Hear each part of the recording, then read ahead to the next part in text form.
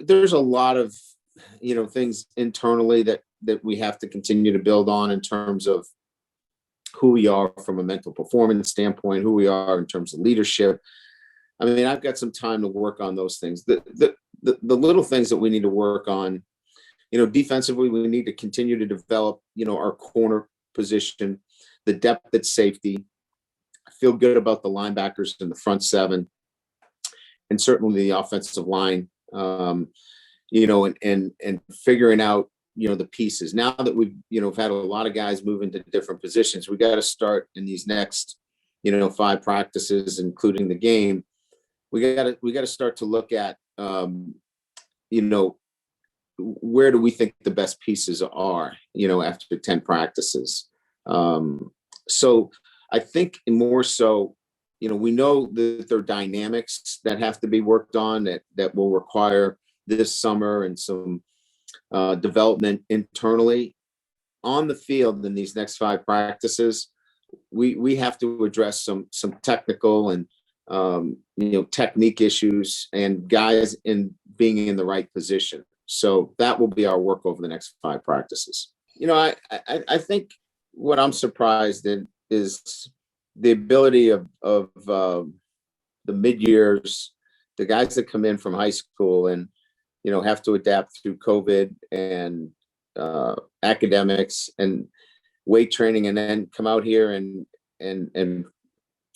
compete. And in some instances that has surprised me that they can do it at a high level. We've got some freshmen that are vying for playing time in their first year here. And I find that not surprising, but I find that to be pretty impressive. And whether I would say that's eye-opening and use those adjectives, I would say that is quite an achievement for a kid of that age to be able to come in here and a championship program, a team that's played in the playoffs 2 out of the last 3 years, to make that kind of impact. I think it says a lot about the individual. The receiver is, it's really about, to me, more than anything else, is getting Wilkins, Lindsey, and Keys at the next level. That's where this really is about. Jordan Johnson's getting better. There's no doubt. He's got to continue, though, on the little things. He's missed a couple of practices. We got to get him back in the flow of things. But those 3 guys are where this is at. I mean, they have got to ascend to the championship level. They've been good. Don't get me wrong. They've been good.